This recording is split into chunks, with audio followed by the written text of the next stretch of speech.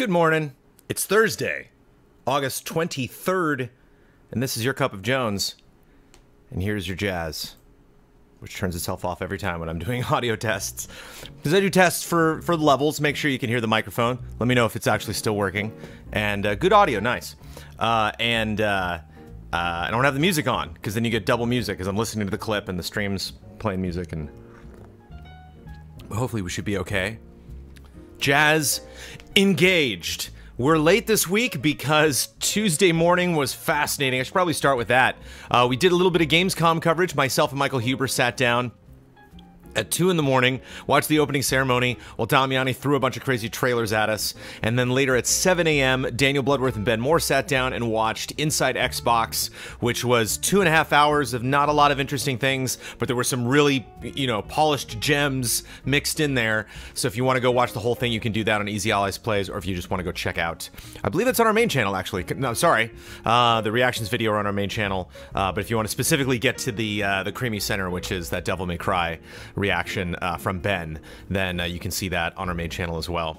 But yeah, it's Gamescom, and so it's interesting going to bed and seeing people like, just had an appointment. The crowds look completely intense. It's a really big, crazy show. There's lots of fun news coming out, and it's interesting for us because when we first started Easy Allies, we weren't really sure what was worth reacting to. There were a lot of events. Events were changing year to year. We didn't really know what was going to be perfect fit for our community, what they wanted to see. And of course, when you sign up to cover a live event and do live reactions, there's no guarantee that that event is going to be good at all. And so we don't get a heads up on what that's going to be. And it would probably spoil it if we did. And so you never know. Don't forget Huber's reaction to Shenmue 3. Yeah, so Huber, there was plenty of good stuff in the opening ceremony. Actually, Huber's reaction was pretty mild to Shenmue 3, I gotta be honest. Like, he was excited, but I thought he was gonna freak out a little bit more than he did. But there were lots of fun stuff in the opening ceremony, and probably some more fun stuff coming up. Didn't want to dump a Trailer Jones right on the boys during Gamescom as well, so we'll probably shoot that next week. I really don't want Trailer Jones to go up, the last week of every month. I'd love to do that a little bit sooner, but these events seem to kind of be pushing it back this summer, so hopefully we'll get to a more consistent schedule with that moving ahead. Easy Livin' also was this last weekend, so we went from an extremely irregular sleep schedule into this weird kind of like vampire mode that we're in now with Gamescom, with the actual gaming world being at night and not during our day. And so, case in point, it was, I was like, oh, probably doing a full Cup of Jones might be a little bit much. And if you missed it, and you want to share it with other people that might not know about Easy Allies or about this regarding Easy Allies, but we wanted to get back above our 50K goal. We've actually gotten above our 50K goal now, which is awesome. And we made a video about our new goals. We have 3 new goals that we announced at the end of Easy Livin'. All of you should probably know about that now. We've made 2 posts here on Patreon about it, but I will repeat myself here on Cup of Jones. $52K, $52,000 is now full playthrough Fridays. That's something that you can probably expect from us anyway, but there's no guarantee, and there's no guarantee we're going to do that once a month. And there have been many requests in the past and recently for people that want more group streams. They want more reasons for us all to get together and to see us play a game together. And I think there's a lot of games we wouldn't necessarily cover that really just fit full playthrough Fridays perfectly. And so if we are above that 52K goal on Patreon, we will commit to doing at least 1 full playthrough Friday a month, possibly more, like I said, because there are sometimes games fall in our lap. Like we were just talking about Gamescom, and we're talking about Man of Medan, which is the Dark Pictures anthology, which is from Supermassive, who also did Until Dawn. And if that's like 4 or 5 hours, that's perfect for a full playthrough for all of us to get together in our pajamas again. Again, and do an Until Dawn type horror stream. So, Brandon, I only learned about Gris from your reaction stream. Please, please, please cover that breathtakingly beautiful trailer on Trailer Jones. Yeah, that's a lock for Trailer Jones. I definitely want to cover that. I don't know what the other 2 trailers are going to be. Feel free to send me suggestions. Not here on Cup of Jones, because I'll miss them by next week. But send me good links on Twitter of stuff I might have missed. And because it's Thursday, I usually let you know what we're going to play tonight. We played Shenmue on Tuesday night. Huber had much more of a reaction from playing the game he's played already than the new footage from the game he hasn't played. But we sat back and we watched Huber play a bunch of Shenmue, and I really enjoyed that, actually. We were all, when it's only one person playing a game, when we do group streams, there's always the fear that the back row is kind of going to get disconnected and start talking to themselves, and we'll have two different conversations going at the same time, and that can be confusing for the viewer. We were all pretty dialed in to what Michael Huber was doing, and that was a very fun stream, so go back and check that out. Next week, we're all playing Monster Hunter. I have Monster Hunter downloaded on my Switch. I got to play a couple hours of it to get accustomed to the controls, and I have heard from people that it is very different from Monster Hunter World. I'm going to be playing Monster Hunter Ultimate, but we're all going to have our Switches. You know, I'll talk about this more on Tuesday, but we're going to be playing Monster Hunter, and I'll be a part of that, so. Smash and Red Dead trailers should be reviewed. Sure, probably the Smash. I wouldn't review that Red Dead trailer. It's 5 minutes. It does what it needs to do, but I just don't think it's a very interesting conversation, especially since we only have one Trailer Jones episode a month, only 3 episodes, 3 trailers per episode. So there's a lot of stuff that we miss. I don't want to keep reviewing Red Dead every single time they do something. So yeah, that should be a good group stream, whether we fail or succeed. And Daniel Bloodworth is coming up for all of you watching this live. Daniel Bloodworth at noon will be on twitch.tv/EasyAllies playing Mother 3, I believe. Correct me if I'm wrong. I think he's in chat as well. I saw Easy Allies come up. 99% of the time it's Bloodworth, but you never know. And so I'm going to be out by then. We're 10 minutes in. Let's jump into some feedback for business. We only have 9 pages of questions this time. The questions have slowed down, which again, I want to reiterate. I appreciate you how this works. You leave questions here on Cup of Jones. I'll answer them next week or in the next episode whenever that happens. Review the trailer for Big Trouble in Little China. Speaking of Big Trouble in Little China, there's a Big Trouble in Little China comic book that I think just wrapped up. I think the last issue just came out, called Old Man Jack. That's written by Anthony Birch and John Carpenter. And that sounds like a dream job, working with John Carpenter to continue the story of Big Trouble in Little China. Who knows how long Trailer Jones will last, how that show will expand and evolve. Maybe we'll get to Big Trouble in Little China. This is a video game, mostly Patreon, and Big Trouble in Little China is my #1 video game that I want to be turned into a movie. When we had Scarface and Godfather and The Warriors and all of these movies that were being made the leap into the video game world at the time, I was like, Big Trouble? Let's do it. There's so many you can have. There's stealth levels, combat, guns, driving. You know, when they that part where they do this and they're fighting each other and all the lights come in, the smoke and everything. Be quiet, phone. That would be a fun little fighting game segment. Feedback for business. Professor Metal Gear, with the studio goal slowly becoming a reality, how do you plan to handle all the supplemental tasks involved with an office space? I'm referring to things such as IT support, cleaning staff, not to mention all the added bills of business internet, utilities, etc. Having spent the past 3 years working in a very small company, I've had to do some I've had to become familiar with such things and have had my share of going beyond my skills to help out. Yes, that will be interesting. I can't make personal promises to myself that we'll be able to there are so many lights that are on. Hold on a second. I just looked up. And there are... Oh, no, I did turn the backlights on, but this one's not on. Many lights aren't on. It's early in the morning. There we go. Hi there. There are lots of things we're going to have to figure out. I love that when we had one of our first office meetings, I was like, hey, we're going to need to... figure out who's going to clean this place, because I clean the garage, but I am not necessarily cleaning this office, because it's not my office, it's our office, whereas this is my house, so that's fine. If I, wander around and find the, random Coke bottle or bottle of water at the end of a group stream, I'm happy to clean that stuff up and take the trash out and recycling and whatnot. But in a studio, hell no. So we're definitely going to have to divide that work up. And when we had our meeting and talked about who's going to take cleaning responsibilities, you have like the little wheel, like you do like on the Brady Bunch, where it's just like spin the wheel and like, oh, look, Ben's doing dishes this week. And Kyle said, no, we would just get a cleaning person to come in and clean. We're not cleaning. It's like, I'm more than happy paying for that, having somebody come in maybe once a month or once a week, and or once every other week. But we are going to have to divide up those responsibilities. That is not something that we've been talking about. Big Trouble in Little China would have been the perfect Sega Genesis game, says Alex Castellanos, and he's correct. Couldn't necessarily have had the voiceover, though. It'd be great to bring all the actors. I bet Kurt Russell could do that in a heartbeat. Bring him back.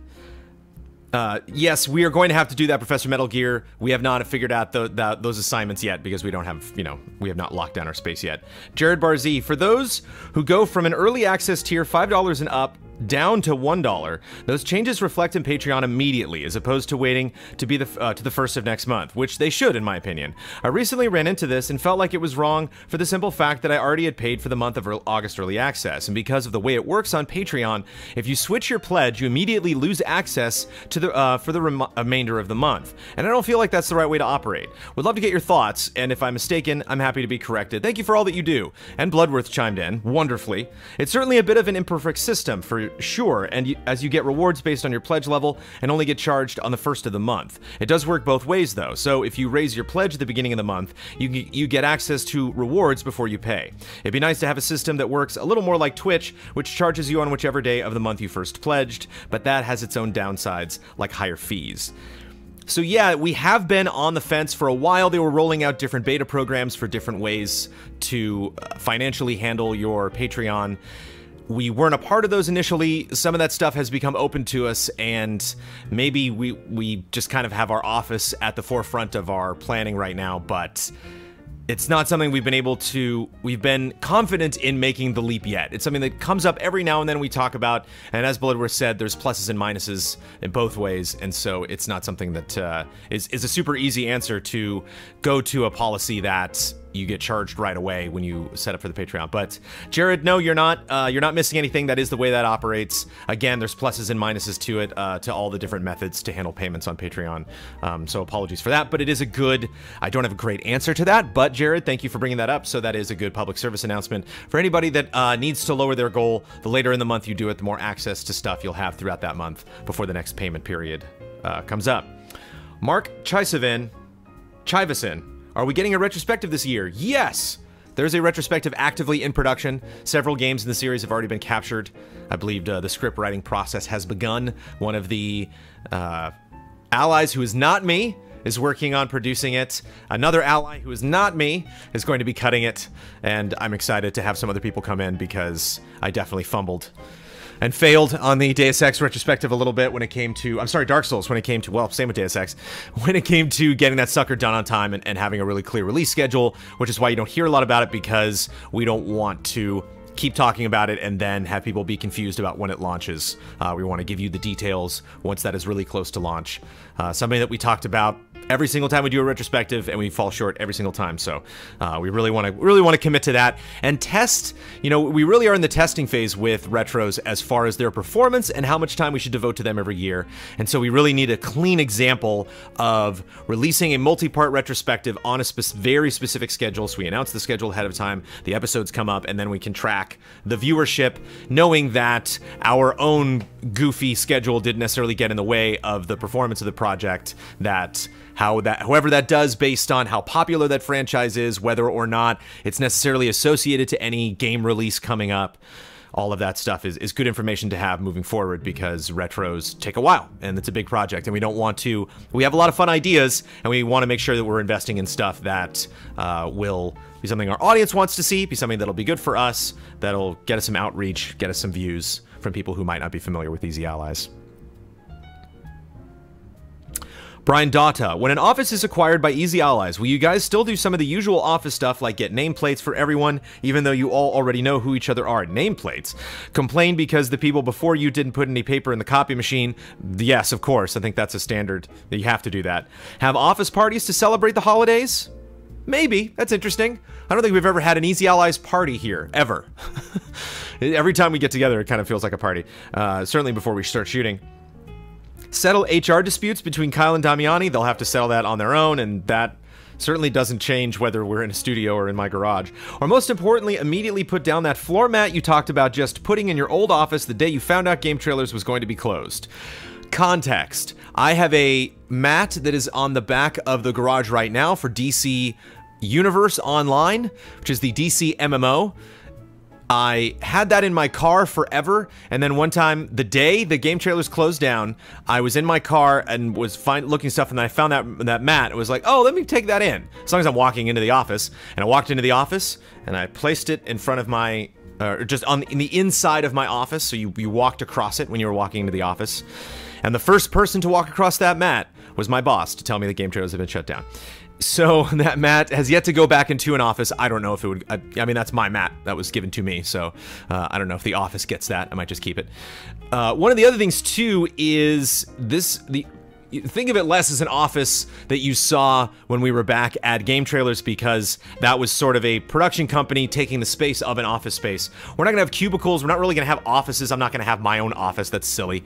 We might have an office room, depending on the size of the place that we get. We're looking for something that primarily has 2 rooms, an entryway, and then 2 separate rooms. One will be for regular show shoots, and one will be for streaming. And those will be the rooms, a bathroom, hopefully a kitchen area, but we're not going to have nameplates on 9 separate offices. There's just no reason to spend money on that. We have like 7 empty rooms, you know, most days of the week. So it's primarily for us to go and shoot stuff. James Vest, I'm writing this on Tuesday, but this is for after Easy Livin'. How do you think it went? What do you think went well? And what do you think can be improved? What was your favorite moment or moments? Kyle Lee also asked this question, and if we have time at the end of the episode and I can think of other stuff to talk about, I'm going to specifically answer these questions directly. How do you think it went? I think it went well. I was very satisfied with it. What do you think went well, and what do you think can be improved? What do I think went well? We brought multiple cameras this time. We had a camera on the beach, which was really great. We were a block away from the beach last time, a little bit of a walk, and the beach around the area we were at last time was more of a harbor with sand, and so it was not necessarily, there were not a lot of big waves lapping up. This year was much more of a traditional beach environment. We had no air conditioning in that house, so that was a big regret. That was something that I just guess I took for granted, that if it was a beach house, they would want to be comfortable while the family that owned it was also staying there. Apparently they don't. Apparently they like to be extremely uncomfortable in the heat whenever they're at their beach house, because there were 3 bedrooms. Ian took one, Damiani took another. The rest of us were all cooped up in a very small bunk bed room, and that room was so unbelievably uncomfortable to sleep in at night. I can't even tell you. And it's so uncomfortable that I only slept like 3 hours one night, and then I think it was during the Mario Party block. You can't see me, but I'm off camera sleeping. I just like, nestled into the beanbag that was there by the couch and passed out. So yeah, I don't know about portable AC. That probably is gonna take a little bit too much energy, considering all the stuff that we got, electricity, considering all the other stuff we got plugged in. But just checking that AC on the list of the listing when we rent it. AC, air conditioning. The first questions that I always ask are, can we have access to the television? Meaning, can we unplug stuff? And are you cool with that? And we'll get into some of these details later. And how's your internet? And what was my favorite moments? I really liked, it was kind of fun napping through the Metal Gear was obviously great, but it was fun napping through Mario Party and just hearing them screaming and hearing, waking up every now and then for like the specific highlights. Really fun playing Goonies 2. Thank you so much to the wonderful ally that sent me that game. That was a blast from the past, and it was fun playing that with Bloodworth. It was fun having a co-pilot for that. And this was not on camera, but one of my favorite moments was we wrapped up at 2 p.m. and by 3:30 we were packed up and ready to go. And that was really exciting and made me happy because all the allies really pitched in and cleaned that place up really quick and packed up all of our equipment and helped me. All of it fit in my car, like every last little bit of equipment all went jammed in my car, and now it is all set up and we're back here. And so it was fun. A lot of times some of us will take an initiative because it's a small space to set up for a shoot or for the podcast or for a stream, and then other people are having a conversation. We're all kind of getting in each other's way, and it was neat. Kind of maybe a sign of, if we get a big studio someday, kind of what that's going to be like, where everyone realized that they had a role to fill and they did it, and we were able to get out of there really quick. James Kennedy, I have a new show idea for you, because I know you're always looking to do more of these. Indy and the Jones. A show where Brandon Jones plays an hour of a new indie game that just released that week. Moment-to-moment impressions are given during said hour of gameplay. You finish with a summary of what you liked and didn't like about the game. Every segment ends with a rant about snakes. Video game snakes, to keep it pertinent. Indy and the Jones. How great is that? Indy and the Jones. Indy and the Jones. I gotta admit, I love that. I love it. I love it so much. I got up out of my chair last night when I was writing these questions down and went into the office and told Amanda about that, because I was like, Amanda, Indy and the Jones. I would do it in the outfit with the hat on. I'd play some indie game. I love that so much. I have an idea. And this is something that I hear a lot. We might have a question coming up that I might just be skipping ahead to right now. And it's a concern that a lot of people have, and it makes sense. Will we shoot stuff in the garage once we move into the studio?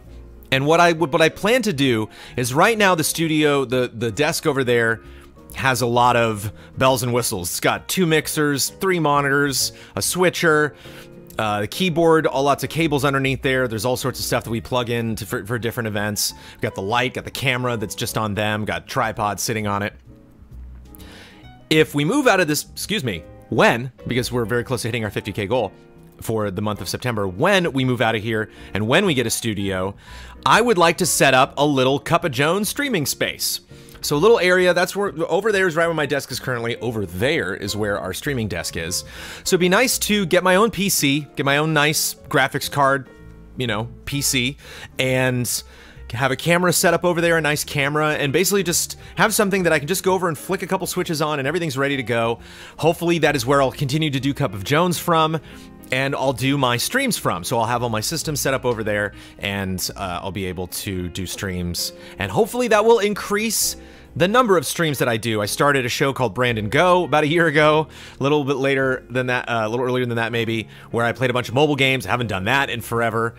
Used to do lots of full playthroughs, Red Dead Redemption and Final Fantasy VI. Have not done a full playthrough in a while. So there's a lot of projects streaming-wise that were not promises that I wanted to make to our community. They were just things that I had the time to do, and since Easy Allies has moved on, I've had less and less time to do stuff like that.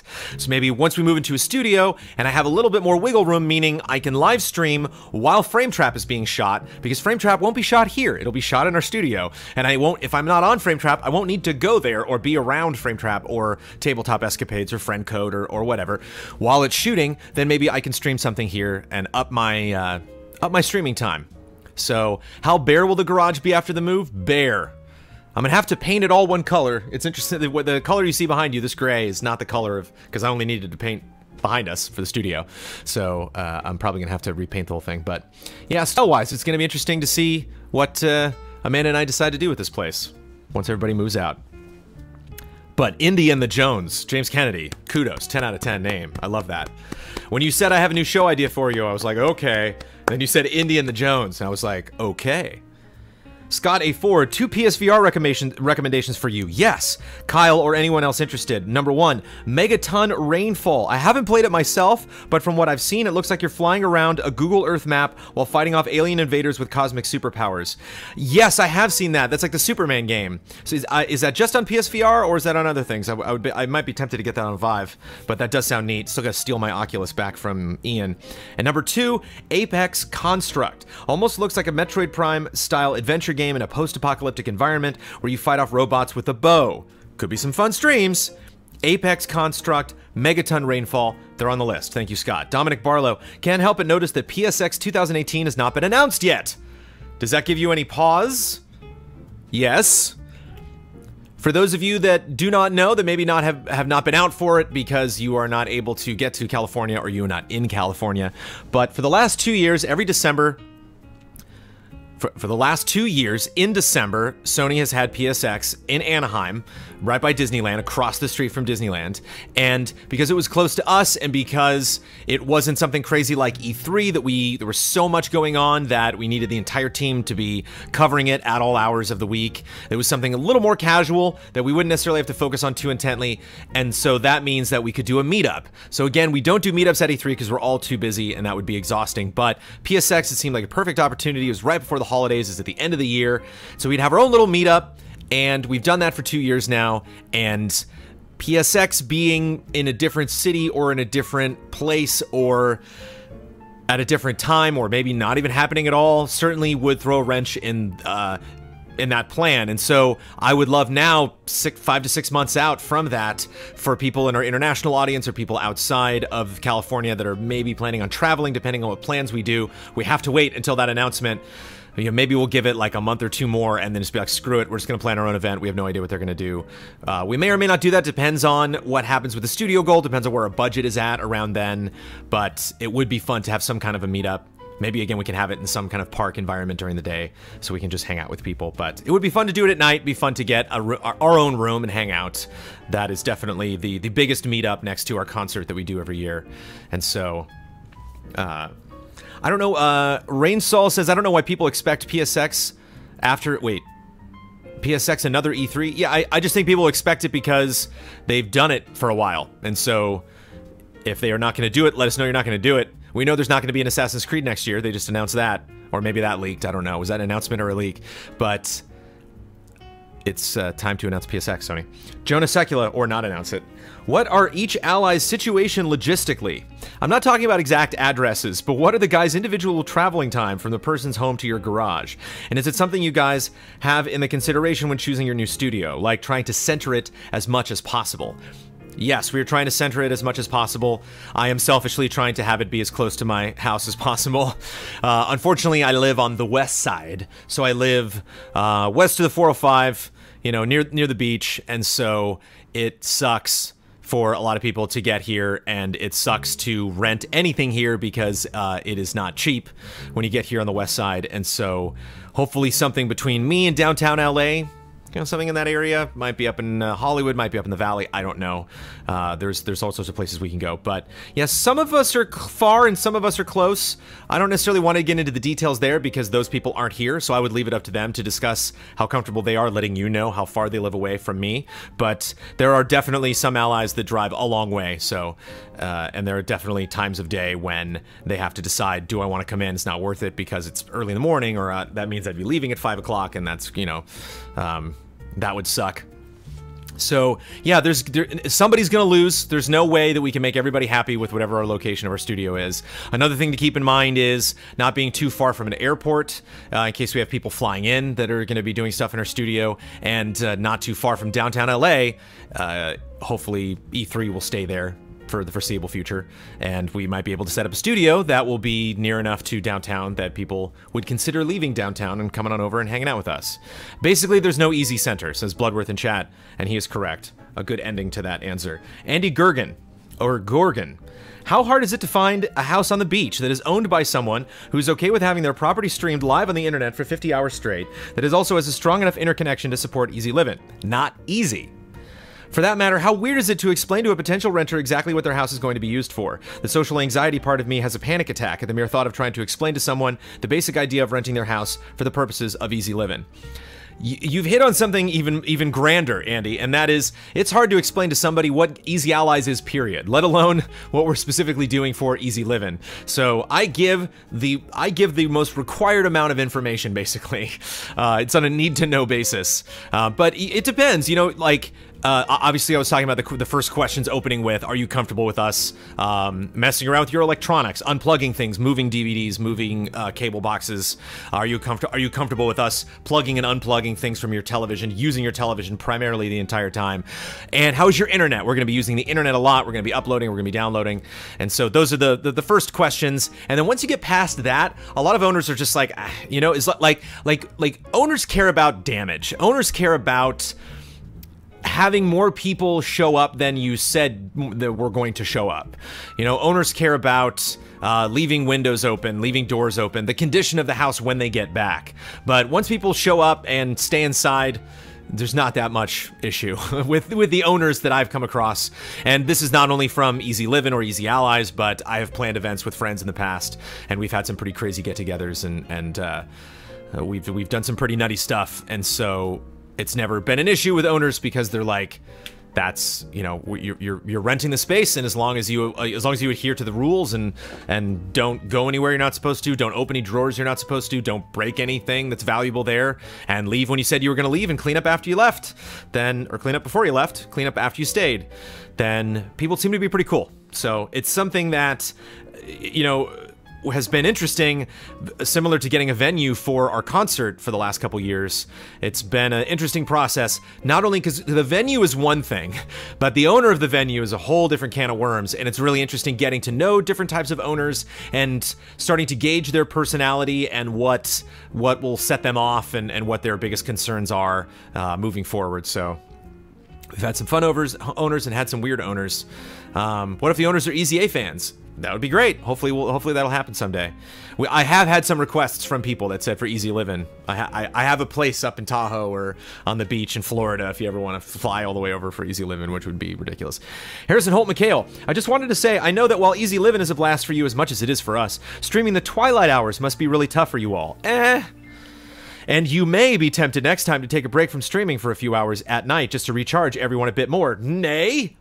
Please don't do that. Easy Living is the only opportunity that I have as a Brit to watch group streams live with everyone on Twitch. Most of the time, group streams start at 12 a.m. at the earliest my time, which is impossible for me to watch when I work a 9-to-5 job. While you are certainly not obligated to make up for the way time zones work, I really appreciate having the chance to be a part of that live experience during Easy Living. It's one of my highlights of the year, and being there live is a part of that. Nice, Harrison. I'm glad that you could check in.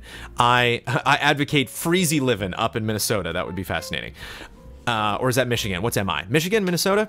I think MN is Minnesota. I think it's Michigan.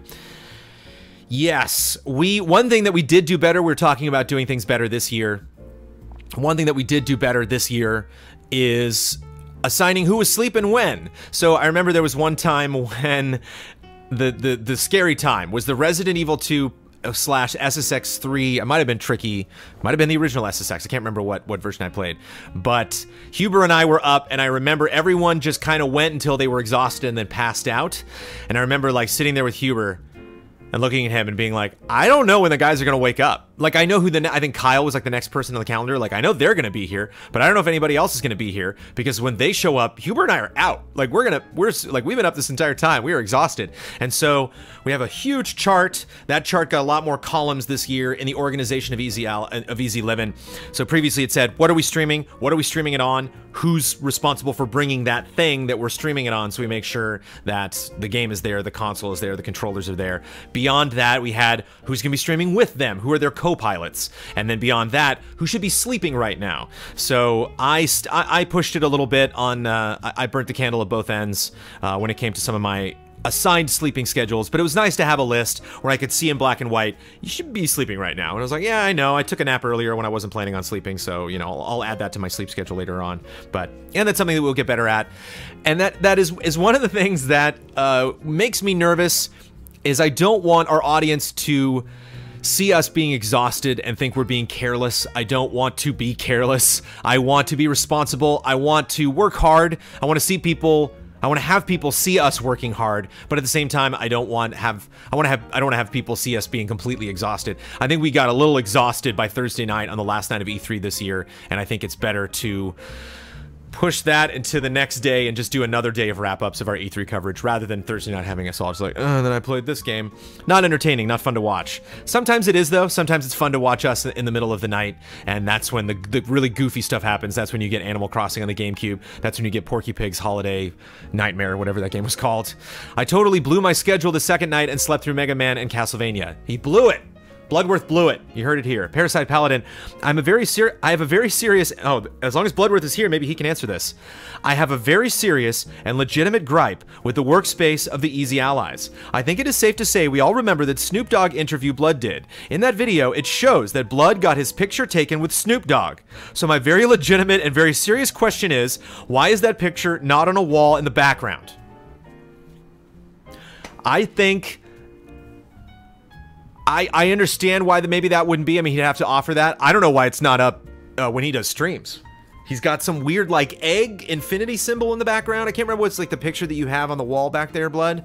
You're gonna have to take that down, because Blood might get a different shooting location soon. But, yeah, we need that. I'm curious. I can't wait for Blood's response to that. I'm gonna move on to the next question. I'm not gonna wait for Blood to respond, but it's an excellent question. It's up to Blood. I can't break into Blood's apartment and steal that photograph and frame it and then put it up. I can try, but I'll be unsuccessful. Kit Snow, I've been thinking about it recently, and I was wondering if the Allies had put any thought into having a community or social media manager. Yes, Kit. Yes. I know the EZA Discord became unofficial because of being unable to manage it, and it seems like the regular avenues of social media is spread out between the allies. It feels like notifications or just general update tweets about goings-on, from gaming events to EZA-specific events, isn't covered as much as other outlets like yourself. Most times, I'm finding out news secondhand from friends telling me about it. I don't mean to come across as rude or pushy, but EZA Allies is supported through Patreon and Twitch and YouTube. I can't think of a single gaming outlet that doesn't have a strong social media presence, whether it's the creators pushing their content on their personal accounts or behind an account made for their content specifically. I know you folks are smaller than some, but I feel like this is the biggest hurdle I've faced in myself getting involved in your content and also sharing EZA with friends. Like I said, I've been thinking about it recently, and it feels like every way around it comes down to having a community social media manager. I just wanted to know if some thoughts have gone into this, because it seemed like so in the past, only to have things continue in the same manner as before. Yes, it was a real, I mean, it's not a big deal to me. It was a real awkward interview, says Blood. Those are Blood's only responses. I mean, it's not a big deal to me. It was a weird, awkward interview. That's what Blood's got to say about Snoop Dogg. That's the respect that Blood holds for that man right there. There you go. What were you expecting, Blood? What kind of interview were you expecting to have with Snoop Dogg? I want to know. Kid, you are right. There are some concerns. One, we are all bad at this. Admittedly, this is something that we are all bad at. We, over time, have had salary advancements for some of the allies when it came time, when we realized that we needed that person to fulfill a specific role. We needed somebody to manage creating thumbs and scheduling stuff with publishers, managing our Patreon, managing sponsorships, managing Twitch, managing our relationships with all of our content producers, content distributors, I guess.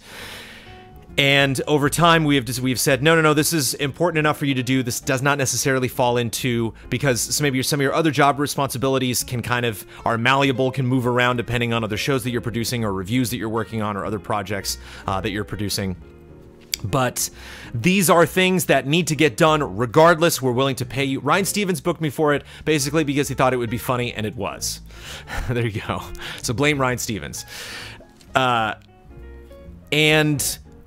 we will get to that point, I believe. That can possibly be something we can do in the 50 to 60K area, is put a little money aside, give that to one of the allies, have them take on a more active role as a social media manager. I have talked to a lot of people, Joey Noel specifically over at Kinda Funny, I've talked to, because she went from being an unpaid community manager to a paid community manager, and I talked to her about that process, what it was like to be unpaid versus paid. We feel that we have not gotten to the point, and are probably far away from being able to have a salary that makes sense to pay someone to do any kind of job, whether it's producing a different show, maybe editing for us, or doing a community manager position, just having a 10th ally, having somebody come in and do reviews, work freelance. We really don't want to bring in somebody and not pay them, and we don't feel that we have, are able to separate the budgets, still produce the stuff that we're producing, and have a salary adequate enough to bring in talent and have somebody on full-time, have somebody on that is around and that is working for us and is not just doing something part-time. So you are absolutely right, Kit. And I apologize that that's not something that we've been focusing on. We have taken steps in the past to get better at it. Daniel Bloodworth is definitely more cognizant of these things than most. And I have been proud of us in the past for doing things on social media that we have not done before, and the problem is just consistency. We'll do something and then the next week we won't do it, or we'll do something for a couple weeks and then we'll hit a dry spell. Some event will come up and it'll throw us off our game, so... you're absolutely right. I think out of any of the comments that I've gotten in this episode, or maybe episodes in the past, this one probably brings about the most amount of shame. I'm shamed, because we could do better at that, and that is not something that we naturally gravitate toward. It's not a strength that we can flex on a regular basis, because being a social media manager, even back at Game Trailers, was not a job any of us ever had. It was not a job any of us ever wanted, and it is obviously something that will have tremendous value here at EZA Allies. It's just something that, like so many things, I want it, when we commit to doing it, when we set up a new production schedule, I want it to be something that we can do consistently. And case in point, skipping Cup of Jones on Tuesday, we're back here on Thursday, getting this episode done. and I don't want to suddenly have a massive social media presence and then have that person not think they're getting paid enough, or have that person get other responsibilities because they're not getting paid and leave the position, or have an ally that then gets a big review or a big project or has some kind of personal engagement and they can't be involved anymore. So, shaming Jones, yeah. Cup of shame. Kerbu has, Alpesh Versani. I know sometimes you've had issues with extracting audio from Cup of Jones in the past. If I have the desire to download YouTube videos and Twitch streams, I use jdownloader.org. With this download manager, you can automatically extract the audio tracks of videos no matter how long, using its link grabber tab and the pull-down menu on the variant column. It's pretty straightforward, hopefully far more than my instructions. I will check it out. Kerbu, has there ever been any consideration to taking patron questions or comments for spoiler mode? This may be a bit much for last-minute multi-ally movie discussions, but when you have farther out shows like Octopath that are only manned by 2 of you, patrons could help get a few other opinions or new allies to explore. Sure, some people spell allies allies, because ally, A-L-L-Y, is the singular. The plural is A-L-L-I-E-S, like al-lies. Stop lying, Al. But some people write alleys, which I like. It throws me off a little bit, but I appreciate it. It's a special flair. Yes, we could do that. I think one of the reasons maybe why we haven't done that, I know Kinda Funny does that. They frame a lot of their conversation topics and their spoiler stuff around stuff posted by the community. It is patron exclusive right now, all of our spoiler modes are, and so we're not getting like a ton of views on that, and so I'm not necessarily worried about the performance of the show in regards to where we get our questions from, or how long the episodes are, or are we covering the most pertinent topics. I really want it to fulfill what it is right now, which is just us sitting down and talking about our experiences. This would take a little more work, and it would be on the role of the producer, and so while some of us would be willing to do that and would think that this would improve the conversation or possibly introduce topics that we wouldn't necessarily get to, some producers might not want to do that. So I don't want to make this something that everyone has to do.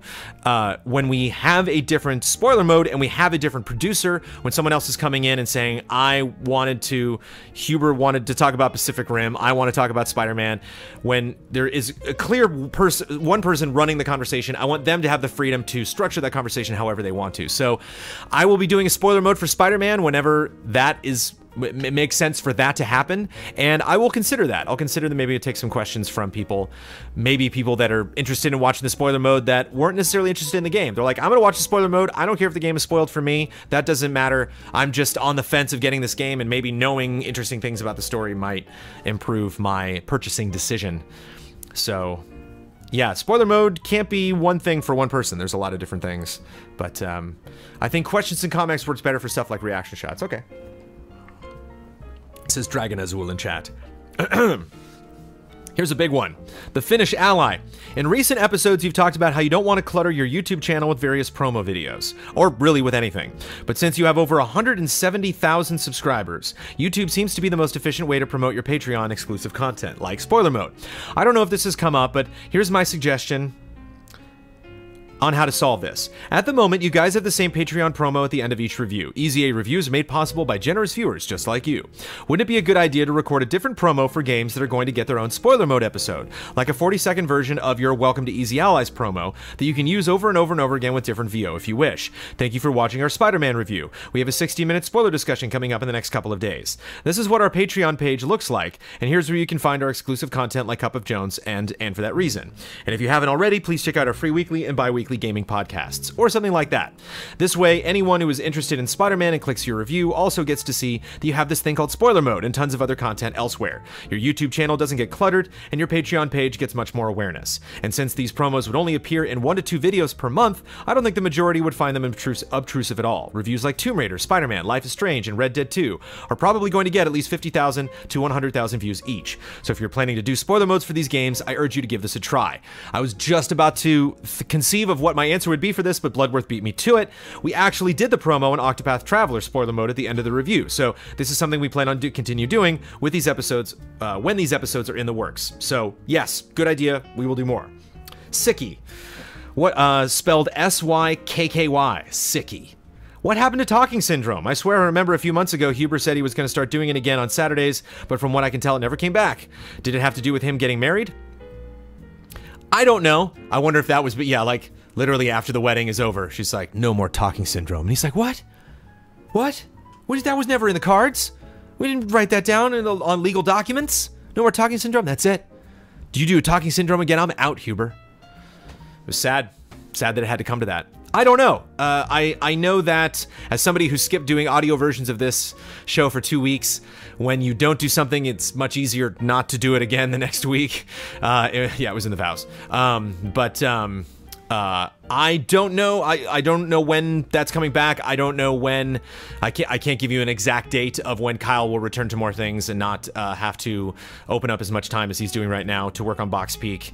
Again, I leave it up to those content creators. That is a perfect Twitter question to throw at him. Some people in chat are saying that there is no more talking syndrome.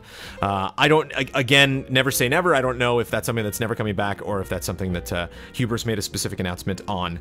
But I will not force him to do it. And if it is coming back, I don't know when. Warm feelings. What happened to the punishment for Ultima Brad losing the betting special? He had a punishment? I don't remember him having a punishment. And if he did, I'd assume that's going to be wrapped up in the next betting special. Whenever that happens. PSX maybe, if there is one. I don't know. End of the year? Should we do GOTY betting specials? I don't think the latest run of episodes would have fit with Talking Syndrome. Yeah. If you missed them... Brad is due. Okay, Brad is due, says Bloodworth. I honestly, off the top of my head, don't even remember what that punishment was. But, oh wait, no. Oh yes, no, of course, because he lost. No, that's right. He has to, wait. He has to whisper in our ears something similar to the end of Lost in Translation, but he can't tell any of the allies or us what that is. Only we will know. And of course, Ultima Brad is so evil, he'll probably tell people anyways. But yeah, that's right. That's right. It's been a while since we did that. We do a lot of crazy, weird content. I think Easy Living kind of just like erases a lot of other things that we've done in the past. Now it's just like, whoa, it's really hard to go through my memories past this crazy weekend that we just had. Yes, that is coming up. I don't know specifically when. Again, that's a good question to throw at Kyle Bossman for when that is definitely going to go down. But we will see what our next betting special will be. Drake Cummings, my friend and I want to start making content of our own. We will likely start with podcasts because that doesn't require us to get a camera right away. We have a few ideas for podcasts, and we know that we want to do a few different series. I was wondering what podcast hosting service the Allies use if you have multiple podcasts all organized in separate shows on Podbean. It seems that most services will allow us to get our podcasts on Google Play at iTunes, but I'm not sure how to get it on other platforms and podcast streaming services. For example, do I have to use Podbean as my hosting platform to get it onto Podbean? If not, how did you guys do it? That's, SoundCloud, I believe, is where all of our podcasts go through now. I have never operated that. I have never produced a podcast for Easy Allies or Game Trailers before. So Ben handles the SoundCloud information, the SoundCloud stuff for Frame Trap, and Bossman handles it for the Easy Allies podcast, and Damiani handles it for Friend Code. And so I can maybe get that information, or maybe that's just something we can bring up in the group stream, or maybe Bloodworth can jump in because we just transitioned a lot of our stuff financially from the checking account that we had before to our new Easy Allies LLC checking account. And so Blood might have a little bit more information on that. But I think it would behoove you, to get on one of these services. I think it's like a one-stop shop. I think once you get on one service, then you're available on all of them. I'm not sure. I know that we've tried to get on Spotify before, and our application was not accepted, so we will try that again, but we've tried a couple times. Yeah, so apologies that I don't have a lot of more information, but that is not something that I regularly produce. But if it is important to you, I can go gather that information. English translated cartridge. Oh, that is what, yeah, so just Blood is letting everybody know in chat that he's going to be playing an English translated cartridge of Mother 3 starting at noon, which is in an hour and 8 minutes. We're on page 6. We're doing very well. Talk Zero. Let me know if it's Taco or Talk Zero. I like saying Talk Zero, but it might be Taco. There's Talk right there. Let me know. Sorry. and I will hopefully never forget. The new Patreon tier full playthrough Fridays seems to have potentially solved a lot of what many allies have been asking for. Games from the Hall of Greats being played, and other allies games that some of you have missed in their lifetimes that they know they should have played, but aren't necessarily the perfect storm for a show like Brandon Plays Pokemon. That being said, you should obviously all just play what you want to play. What I'm curious about, however, are the general parameters of said Friday show. My assumption is that a JRPG wouldn't be chosen, correct, because it isn't going to be completed within Friday's time limit, but would you start any game that has the potential to not be beaten outside of the ballpark stream time limit, or would you even start part way through a game, similar to how Dawn had already previously made progress in Jurassic Park during Easy Livin'? Honestly, I'm just trying to think of any questions to learn more about full playthrough Fridays, so feel free to talk about it in general. Oh, it's Taco, okay. I love you just just had a taco up there, perfect. The Talk Zero Taco. Talk Zero. Taco Zero. All right, Taco. Yeah, when we first start full playthrough Fridays, the idea, we might bend the rules. I don't think we're going to do it right out of the gate when we actually start doing shows that are labeled full playthrough Friday. They are going to be things that we can finish that night. So they're going to, I think, probably 10, 12 hours. Huber would probably go 12 hours without batting an eye, but I imagine 8 to 10 would be the cap. And something to keep in mind, when we used to do this back at Game Trailers, we would start streaming at the end of the day. So I think we start streaming around 4, 5, 6 p.m. and then go late into the night, where as long as it's Friday, we can start streaming anytime we want. So we can stream during the day. We don't necessarily have to be up super late at night. So maybe we can, knock something out that's 14, 15 hours. But I've, for a long time, have wanted to play Metroid Prime. That would be very fun to play Metroid Prime or maybe Super Metroid. Sorry, SoundCloud, RSS, but I don't know what it takes to get on iTunes, etc. I think most podcast services grab them automatically. I think they do too, but I don't know. That was my assumption as well. So yes, Taco, the approach right off the bat is to have things be shorter so that we can complete them. So when we start streaming, we start the game. When we end streaming, we finish the game. That's the goal. But depending on how many full playthrough Fridays we do, depending on how successful that is, and depending on how many resources we get down the road, it would be fun to maybe expand that idea, possibly think of different series that we can do. Maybe have full playthrough Friday be one game for 4 or 5 weeks in a row. I don't know. We'll see. Daniel Garza Andrade, with the new goals, I see a lot of people that are upping their pledges. What do you think it takes for new people to start pledging? How to attract those folks who are just watching on YouTube or Twitch, which is not a bad thing, but as Blood once said, they need to drop a buck. It's tricky. I don't know about like the need. You know, whenever one thing that was eye-opening when we had our new equipment for E3 stream was how many people jumped in and made pledges that I had never heard of before. People whose names I did not recognize, and I got a sentiment from a lot of people on Twitter and messages through Patreon and email that said that they're just not comfortable with that monthly subscription. They were like, I want to support you, but I donate every now and then, but I want to donate to a good cause, and I get nervous. I'm sure there's a lot of people that are on our Patreon that are getting charged $1 a month that may not remember that they put their name on that list. And I think a lot of people are just kind of wary about the idea of having a entity that they're committed to giving to money. You know, if you're like me, I have made mistakes in the past where I've had like magazine subscriptions or, you know, something on an old credit card that I'm just like, oh wait, I'm still getting charged for that, you know, and that'll be, you know, like $100 over a couple years. I'm just like, I wish I could get that $100 back. That could be a game or part of a gaming console I could save up for or something. But Bloodworth also echoes the sentiment. We definitely have some longer games in mind for Full Playthrough Friday, but we don't know if we're going to get how we're going to structure those. So we'll see. The show could evolve as we move forward. I think the biggest thing is keeping, because you never know what's going to be that straw that breaks the camel's back. What that thing is going to be that all of a sudden people say, okay, no, maybe we have that new goal. I want to see that goal happen. You have that new reward tier that financially works out for me. You have that exclusive show. I've got to see that exclusive show. Or I imagine probably most of the time, I think you are successful enough for me to now invest. I think you've gotten to a point where I see the benefit in keeping you afloat or giving you that extra nudge to get you to that next point, because I can imagine it can be tough for people just donating $1, $5, $10. You don't necessarily see us rise by that great of an amount when you do that, and so it can feel a little bit like throwing pennies into a well. But at the same time, I'm sorry. So because of that, I don't necessarily want to get hung up on just one thing that we're doing. I think it's important, as is doing this weekly show, to, on a weekly basis, update you on what's going on with the Patreon, the ways the Patreon is changing, because first of all, for those of you that are paying us money, it's important for you to understand where, you know, the status of your investment and the status of the Patreon in general. And for people that are kind of on the fence, to visit our Patreon and still get a benefit out of it, still get blogs and posts and information that you wouldn't get other places. But the general sense that we're giving you more and more opportunities to understand the value of what we are putting forward. And so we don't know what that is necessarily going to be. It might just be something personal in your life. I've heard a lot of people say, I always wanted to donate, but I couldn't financially. I just got a new job. I just got a promotion, so I can finally drop a couple bucks in. And so when you say, what do you think it takes for new people to start pledging? I think there's about 500 different possible answers to that question. So those are some of the ones that just immediately jump to mind, but I think could be a whole number of different possibilities.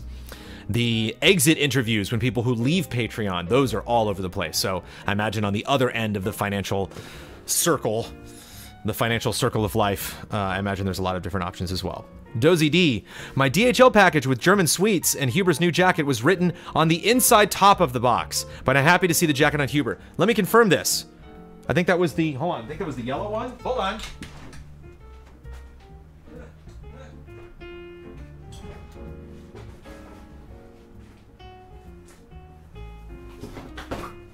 Hold on. He speaks the truth, and nobody saw this.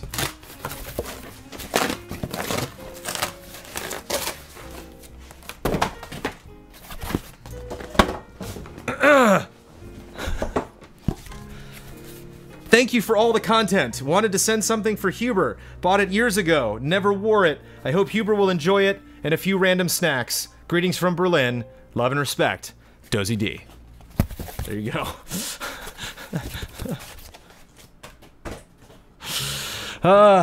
And I will just leave it loose. Yeah, and I will put that over with our stuff and with the candy and stuff like that. That was an amazing present. And it was great to see him. Boy, Huber's had a week, huh? New footage of Shenmue 3, Shenmue 1 and 2 HD released, Shenmue group stream, Shenmue jacket, Shenmue art. Here I am just waiting for that Spider-Man code.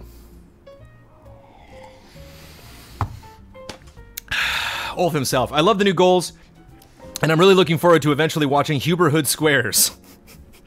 Huberhood Squares. Will you ever add new reward tiers, perhaps somewhere between the $25 and $50 tier? Yep, that is something that people have brought up. That is just kind of the natural, just like we were talking about. Yeah, Taco, check out the group stream. You can see Huber wearing it. Where whenever we have new reward tiers, goal tiers, people are like, those are great, where are the reward tiers? We add some new rewards. Those are great, where are the goals? We add new goals. So yes, that is probably going to be, then I'm not giving you a timetable for that at all. We are completely in studio mode right now.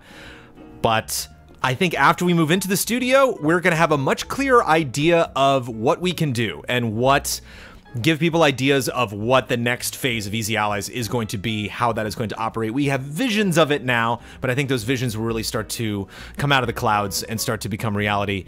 And when that happens, I think you will start to see new reward tiers and new goals beyond the 58K. We had a lot of ideas. There were a lot of things, and this is worth bringing up. I actually should have done this at the top, but I'm glad I'm still remembering to do it. We only have one more business question, so just in time.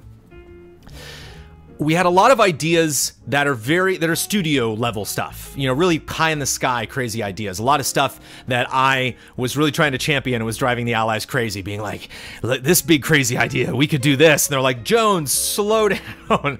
Let's get to studio first, take a look at it, and then we can talk. And so there are still a lot of fun things that I want to do.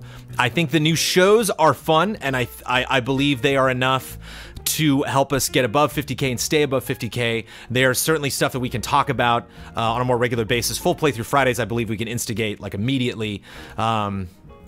Bloodworth is replying to Amanda Kruger. Cool to hear your story. Feel like you were relatively new. Also weird because my wife's maiden name and my sister's-in-law name, so you're the third Amanda Kruger in my life. Worth mentioning. Amanda Kruger dropping... Oh, and thank you to everybody dropping all sorts of gifted subs throughout our Easy Living stream. That's the most amount of gifted subs we've ever seen in our lifetime. That was incredible. It's like, you know, you get a sub, you get a sub. We had all these Oprahs just all over Twitch chat.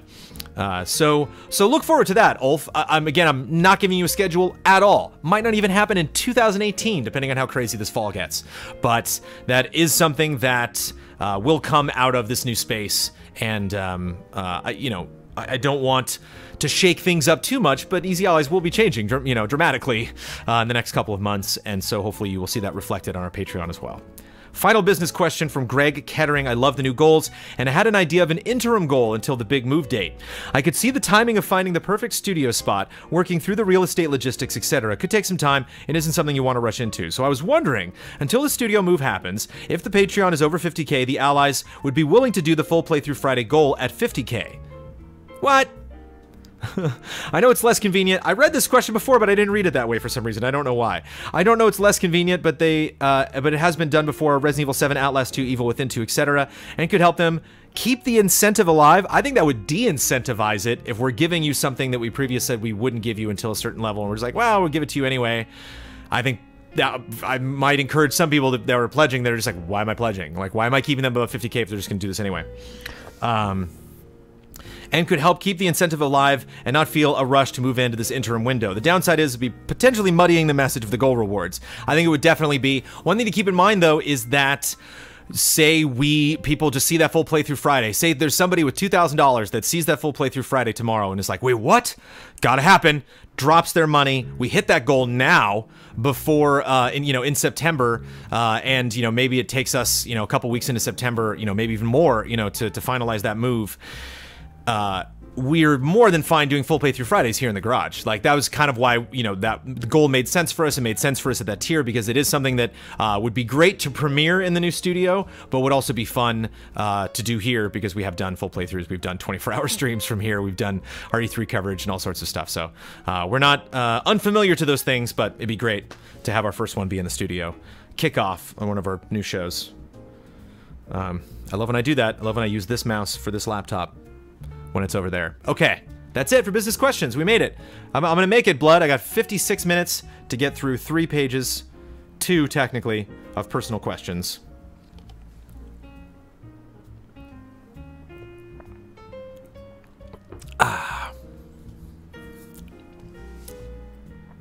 Jordan Butendyke. What is your go-to type of coffee? Small, medium, large? And who does the best coffee in your area? I am a cappuccino type of guy and venture far and wide for the perfect brew. There is a good coffee place within walking distance. I'm not going to tell you what it is, because then I'll be telling you where I live. But I am not a big coffee drinker. Amanda needs the coffee. When I was on our honeymoon, we were in, not Schottwald. What was the place outside of where she, trying to remember where she was born. Oh, wait, is this Troop? Are we talking about coffee right now? No, no, I need you to answer a question. Yeah, we're talking about coffee. Did you? Yeah, I just heard that you were talking about coffee, and I thought were you listening inside, or were you outside of the garage? No, I was watching you on the live stream in your cute Ripley shirt. Where did we stay? Where were you born? I was born in Würzburg, Germany. You were born in Würzburg, but Yeah. where did Uki and Luki live? What was their little neighborhood outside? It starts with an O, right? No. Starts with a C? No. Estenfeld. Estenfeld. Ah! But I was going to tell the story when we were in Estenfeld, yeah. and I got up in the morning, and I was like, let me go get you breakfast. And you were like, oh, my husband. And so I went out, and I got a Danish or something. Oh, no, you went to a really good conditora. You got all kinds of good bread and yummy things, and you came home, and I was No coffee. I was like, and where's the coffee? And so I was like, no, it's fine. It's fine. So we went into... Was that the museum sleep day? Yeah, we went into Würzburg, and I said, well, let's tour the residence, which is like a really beautiful palace. And after the tour, I sat down in like this little, like, I don't know, area, like just like a holding area where there was tables and chairs and like a vending machine. And I fell asleep. Oh, thanks. Yeah, I was kneeling. Welcome to Cup of Troop. This is your Cup of Troop. Troop drinks coffee. Brand, this is terrible. I just worked out. Yeah. You're glistening. Cup of Troop. Look, I have a zit. Clip it. It's Cuppa Jones, and you can't clip Cuppa Jones. Oh. Somebody's gonna reel you in, okay? You've gone out of control. Finish the story. What? I fell asleep at the table, and Brandon just sat there waiting for me to wake up. And then I woke up and I said, "Oh, was I sleeping?" And he said, "Yes." And he's like, hashtag marriage. And then we went into the city and I got a cappuccino. It was eventually, yeah. but I really fought it because I thought, no, I'll be okay. I don't need to drink coffee. But the truth is, I do need to drink coffee. Like I don't know what would happen if I had to give up coffee. I mean, it would be hard. Basically, it would just be a difficult thing. It wouldn't be the worst thing. I think you would be a difficult thing.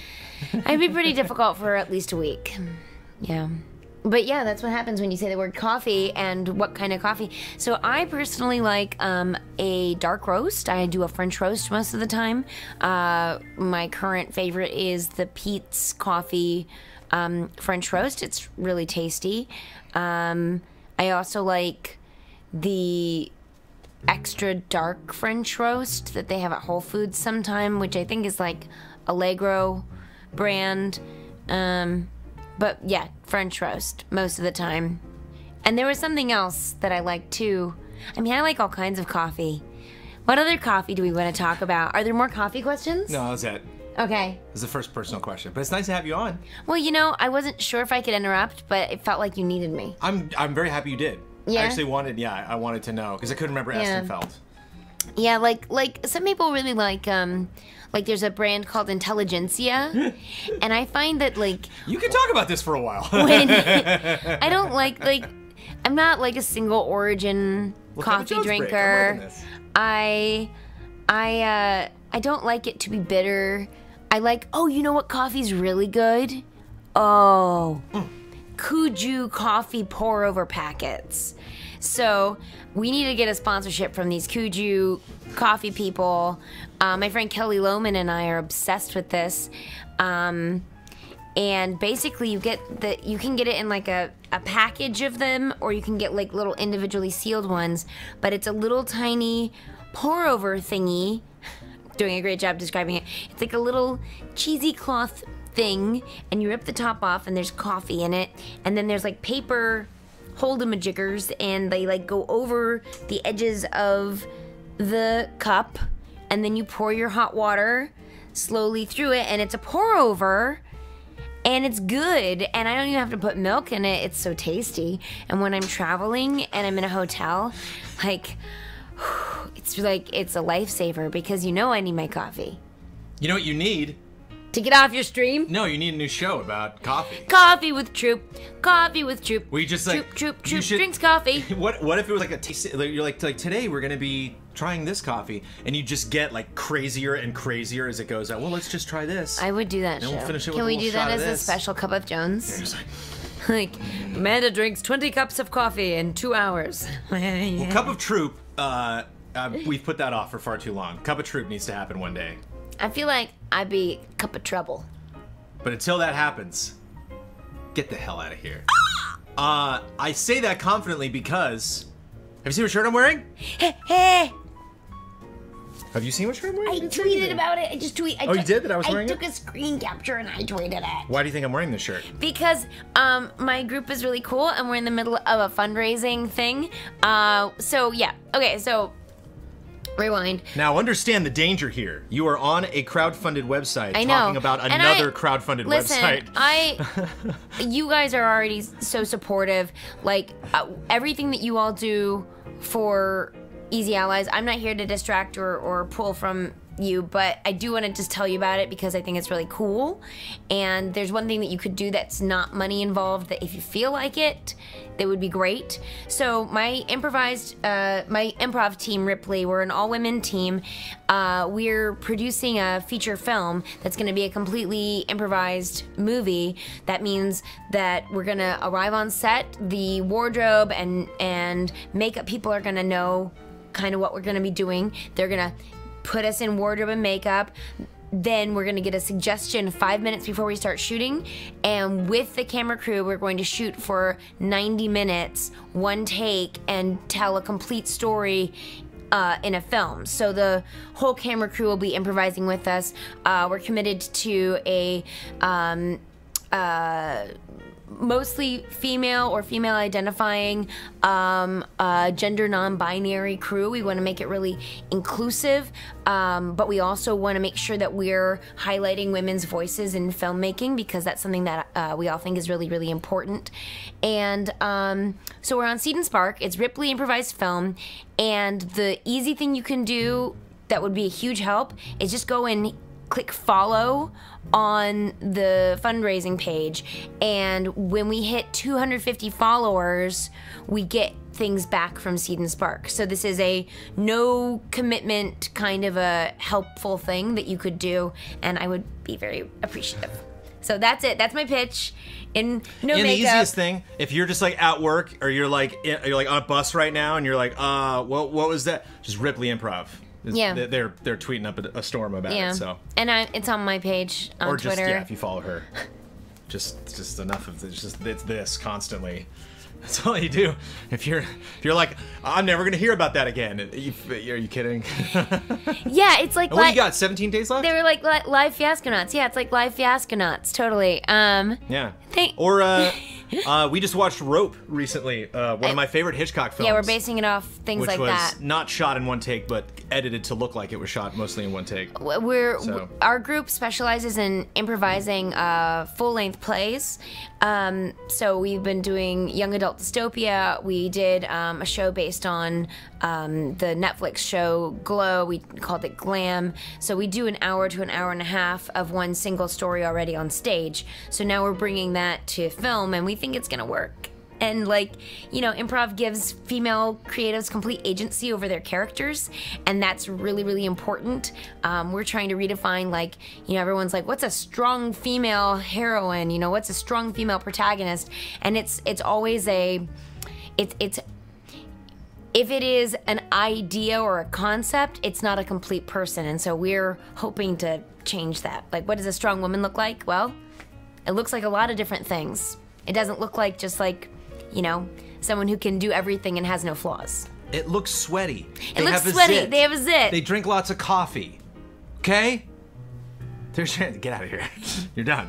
We're cutting you off. The time is over. You're finished. I would say this is probably the best cup of Jones ever. Wow. That's my modest wife, everybody. True, ladies and gentlemen. Do you want me to stand on the side and just read the comment? Can you please read every single comment so you can just hear it in the background? A limited run series on Patreon, Coffee with Troop. LOL. High caffeine praise. Ha ha ha. Okay, you're done. Goodbye. I'm snapping. It's terrible. You just snapped at me? 3 times. But the snap was off cam. See? You couldn't see the snap. But I could hear. The snap was heard around the world. No more snapping. Hello. I meant to go, I love you, Amanda. Goodbye. Okay. Oh, boy.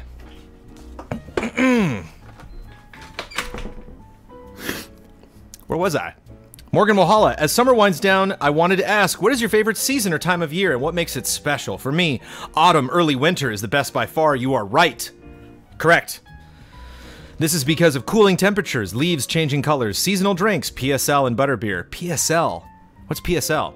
All the holidays, Halloween, Thanksgiving, and the lead up to Christmas and New Year's. I love the lead up as like a specific, like Christmas, okay, the lead up is all, because Christmas itself actually can be kind of depressing. Whereas like the lead up to Christmas is everything, it's the journey. Black Friday and Cyber Monday deals for video games. It also helps that I have a few important birthdays and my anniversary in this time. What? Will you stop? Can you just let me do a show? It's pumpkin spice latte. Okay, excuse me. Again, what? You just did, okay, when you get your coffee show, when Coffee with Troop, our new 56K goal is met, then you can do PSL out your ears, okay? But, pardon me for not knowing about PSL. PSL. PSL. You know what a PSP is. I mean... PSL. Okay, goodbye. You know what I got in this cup? Water. Wow, spoilers. It's not spoilers. I've said that before. Oh. Bye, Brandon. Bye. I'm gonna take our dog to the vet. Bye, question mark. Yay, she's gonna hopefully get maybe no more cast. Maybe no more cast. Maybe no more Splint at all. Yeah, think happy thoughts.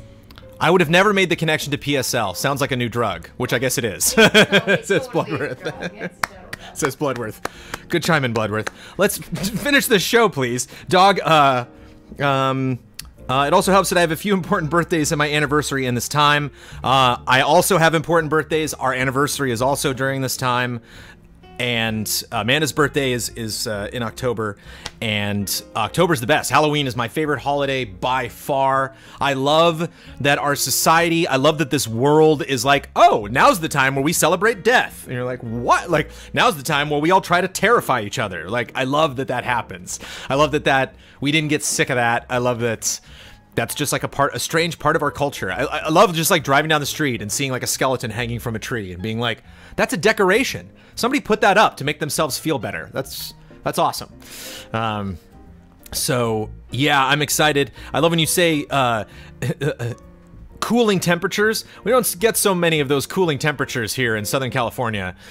I love to make this prediction. I've made it on group streams several times. I don't want to make it on social media because I don't want to be whiny that way, but just wait for I'm okay to be whiny on Cup of Jones. Wait for it. Everyone's going to be complaining in Southern California about the temperatures in October and asking why it isn't cooler. They do it every single year, and because of climate change, the summer is now in the fall. So it doesn't get warm until like July, and it doesn't get cool again until like December, January.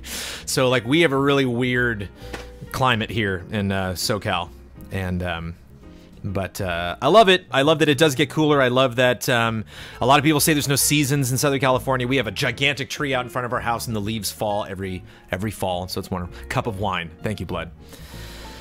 Dog ending. I really want to hear your thoughts on Deep Down. What was your first impression of the game when it was announced, and what would you like to see from the game if it gets re-revealed? I don't know. I need to play Dragon's Dogma. Is this the hashtagonist in chat? He'll be excited about that. Yeah, I got definite Dragon's Dogma vibes from looking at Deep Down. From playing a lot of Souls now, it looks like something like Deep Down could be interesting. I think visually, I think that was the most interesting thing about what we saw from Deep Down. I did not believe that that was gameplay.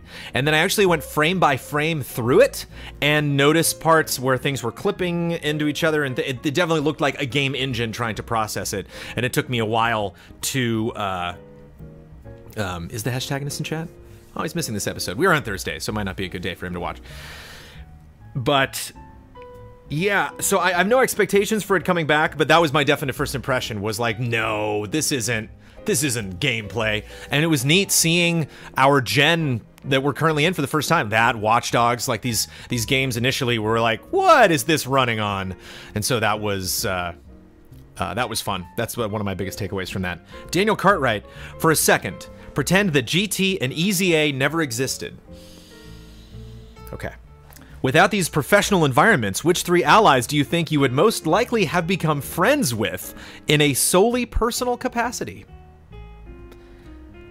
I will give you, this is kind of like picking favorites. So I don't want to be mean, and I don't want any other allies to think that I don't love them, but Kyle, Ian, and Bloodworth. Because of age.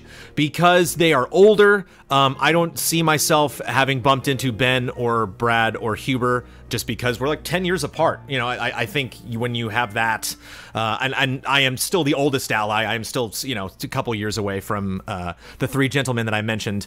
But I just imagine, like, Ian, I probably would have, just production-wise, might have bumped into. You know, if GT had never existed, that means I would still be in production. I probably...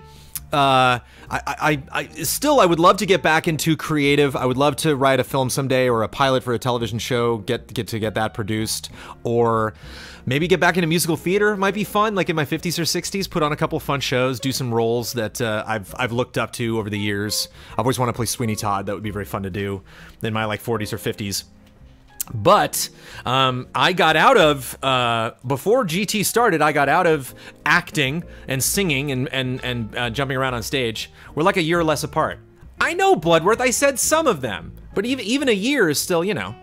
I was referring more, I think Kyle, I have the biggest gap. I think Kyle, what's Kyle, like 33 or something? Man. You get that information just slightly factually incorrect for Bloodworth, and he's just like,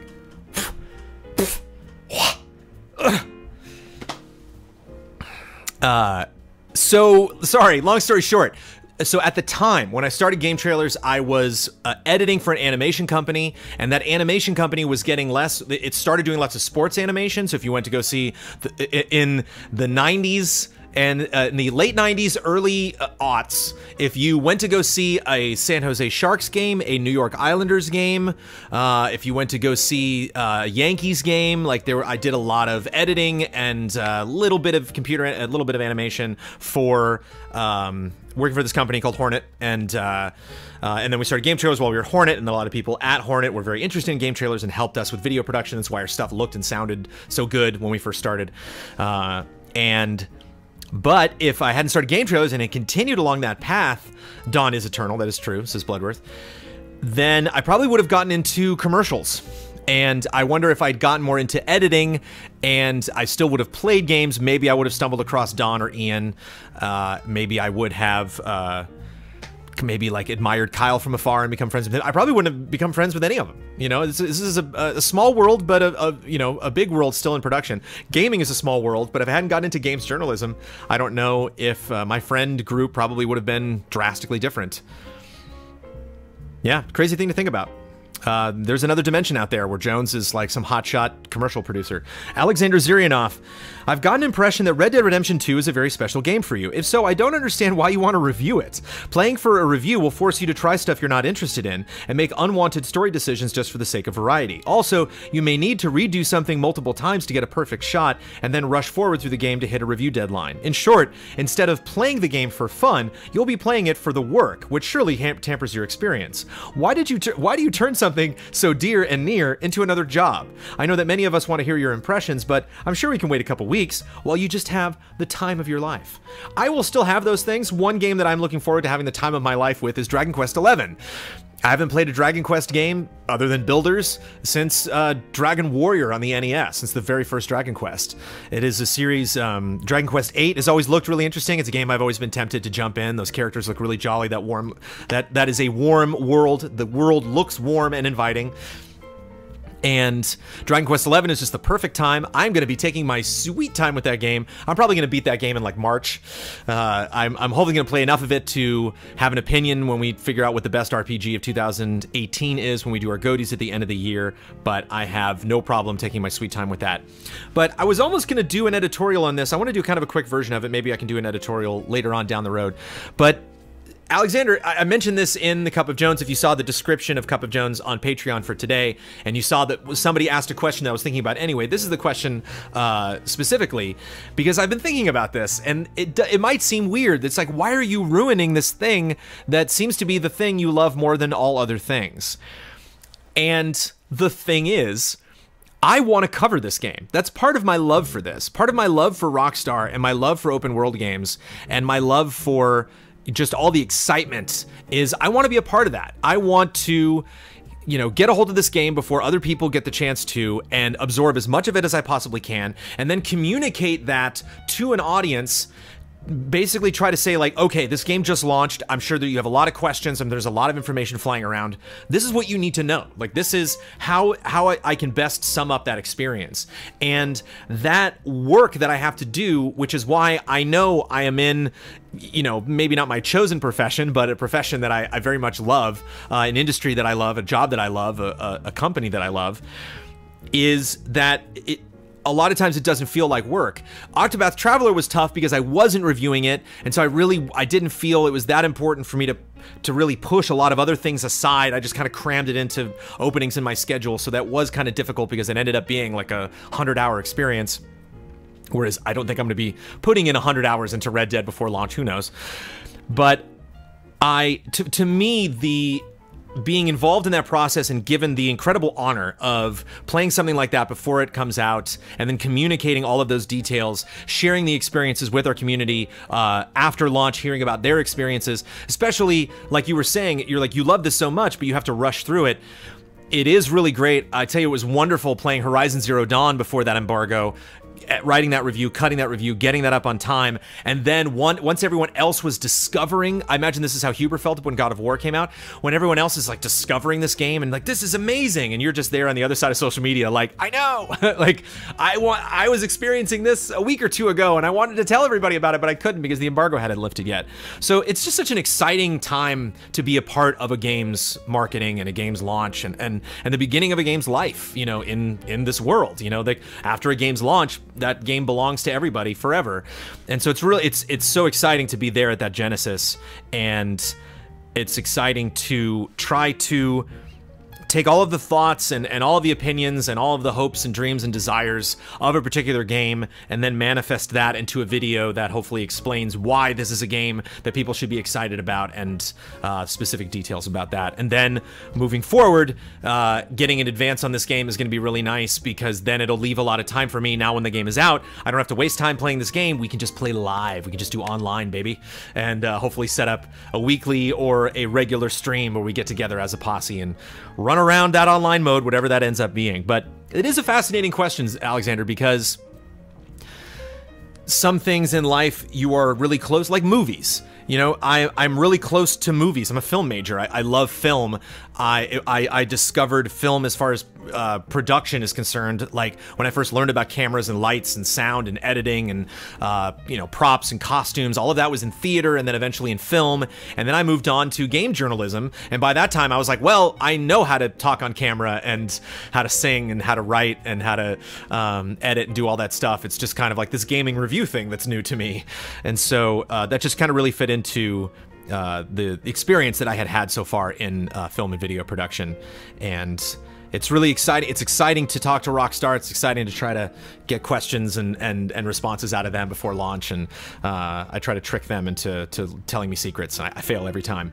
But so for film, it's something that, even though I am a film major, I still love enough that I want to keep it at arm's length. I don't want to review films. I don't want to, you know, I really appreciate that Ian has his Reaction Shots podcast. I don't want to obsess so much about film that I have to prepare for something like that unless I'm like a guest on an episode every now and then. And so film and comic books and television is kind of something that's been fun to keep, you know, at arm's length. And it'd be really interesting if maybe one day I, you know, take more of a VO producing capacity and don't review games anymore or appear on Frame Trap or do other things like that, kind of step away from like having to play games 24/7 and then maybe actually get into TV or even just creative content here on our YouTube channel, producing things that are scripted, narrative driven, little short series or long series, feature length stuff potentially. And it'd be fun to get involved in that and then discover that now I'm actually really more involved in television and film and YouTube, you know, narrative YouTube content production, and not so much games. Now games are kind of like what movies are for me now. So I might make that transition, but right now, too much fun stuff going on in this space. The video game industry is traveling too fast for me not to want to get involved and ride that wave and be as close as possible to all the exciting stuff that's happening. So we have a question about Red Dead. Megan Larnart's now asking about Spider-Man. Since you played Spider-Man, I figured you're the best to ask. You said the game felt busy and urgent in the story, but does this game feel too chaotic? I love walking around in open world games and just breathing in the world. Does the urgency ruin that at all? No. By urgency, what I mean is a lot of times in open world games, you'll take like Grand Theft Auto 5. Right after you meet Franklin in Grand Theft Auto 5, Michael goes back to his house and they do a cutscene where he's with his family and he's arguing with the family, and then he goes outside and he lays down on his back porch, and then Franklin just like walks up like, hey, what's up? And he's like, oh, hey, and like talks to Franklin. Franklin's like, I want to be in the biz. And Michael's like, you shouldn't be in the biz because I've been in the biz and it didn't work out for me, it didn't work out for you. Go and get married and have kids and don't be a gangster. And so you have a lot of these sometimes like really organic evolutions of cutscenes into stories because you're trying to sell not only multiple perspectives in GTA 5 that you can play, but just this city that a lot of different people live in and a lot of different lifestyles and people have different families and relationships. And so when you start a mission, there's kind of a question mark gap of time between them. Rockstar really tries to not identify specifically how much time has passed between the last time. So a lot of times you'll get calls from people in GTA Online or sometimes in GTA 5 where they're like, hey, whenever you get a chance, stop by my place and we'll figure out that mission. So it's like, that could have been a week later, that could have been hours later, I don't know. Spider-Man is set up in a way where when the next time you do a mission, it feels very much like that was the next thing he did. You know, that was the next thing Peter did. Peter's like, I should probably go do that. So it doesn't necessarily have to be like, I got to drop everything I'm doing in this open world right now. I can't just run around and have fun. You definitely can, but when you make the decision to continue with the story, it feels like that happened today. Like, that happened within hours of the last thing that I did and not days or weeks or question mark. Like, it doesn't have a real-time weather progression, so the sun isn't constantly moving and the moon doesn't come in. If you finished one cutscene or one story mission and it's in the afternoon, it's going to stay in the afternoon until you keep moving the story along.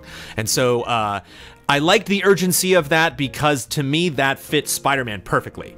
Spider-Man's constantly juggling all of his work and personal and superhero relationships that he has and responsibilities, and he never quite gets it right, and he's always kind of chasing the next thing that he's got to do. He's always disappointing people. He can never tell them why, and a lot of the best writers of Spider-Man have said that that is their favorite thing about Spider-Man, is these kind of real-world issues that he has. And as a reader, especially as a youth reader of Spider-Man, you can really identify with a lot of the strains of being a teenager, being in your 20s, and trying to be an adult and trying to be responsible and take care of people who take care of you.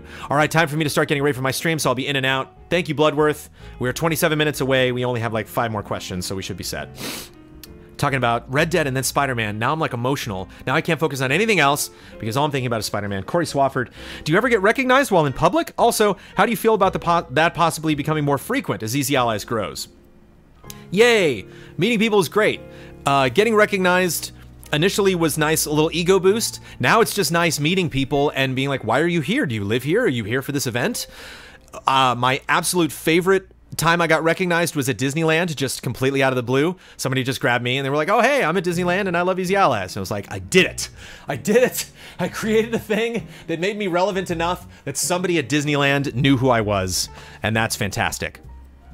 I definitely don't want to get to a point where I have to like wear sunglasses out in public and large hats, or like I have to like take cars with tinted windows places and just run out and run into somewhere. I would love for the work that I do to get more famous than me. I have to admit there is kind of a weird satisfaction in people going to GameTrailers.com now, which is now YouTube.com/GameTrailers, and they have no idea who I am. No idea that I was involved in that. No idea that I co-founded that with a couple of my friends from high school, and that's great. I love that can live on and become its own thing, and it's not like Brandon Jones's Game Trailers. Like I like as somebody who produces things creatively, I like it when those creative things are allowed to live on their own and aren't dependent on me to be what they are. And so I would be fine with being recognized more in public. That would be great. I certainly get recognized a lot when I go to like PAX and E3 and Comic-Con and stuff because I'm around people that are there for many of the same reasons that I am. And but what I really like about meeting people now is, like I said before, finding out who they are. I met someone at Comic-Con, I don't remember their name, but they were working on a television show and they were a composer. And I have such an incredible amount of respect for composers, for people that write music for games and television and film, because it just seems so damn hard to do, and I find it so inspiring when I'm working on projects to listen to my favorite scores of films and whatnot. And so I like having somebody say, hey, I'm a big fan, and I say, thank you so much, what do you do? And then they tell me about what they do, and now suddenly I'm way more interested in asking them questions about what they do than telling them stuff about Easy Allies. And so meeting interesting people, another reason I like going to Disneyland, meeting interesting people is one of the best things about getting recognized in public. The Champ, do people ever call you BJ? Just curious. Now onto my real question, and I don't know if you want to share, what's the drunkest you've ever been? Care to share the story? I don't know if this was the drunkest I've ever been, but it's definitely one of the most drunk moments I've ever had.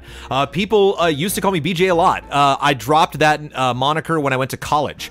So up until 1997, people called me BJ. That was my name. When I was in high school, people called me BJ. When I was a kid, I couldn't spell Brandon, and then when I started when I started talking, I couldn't say Brandon correctly, and when I started writing, I couldn't spell it. And so my mom was talking about that one time. Again, this didn't like persist into my teens. Like it was just when I was just starting to learn to talk and learn to write.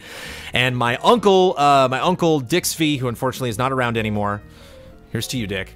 Responsible for a lot of my sassiness and my personality quirks. But Dick said, why don't you just call him BJ? And it stuck. And then I told my friends this is what my name was, and then I was called that for a really long time. And then when I went to college, I was like, well, my name is Brandon, technically, so I should probably introduce myself as Brandon.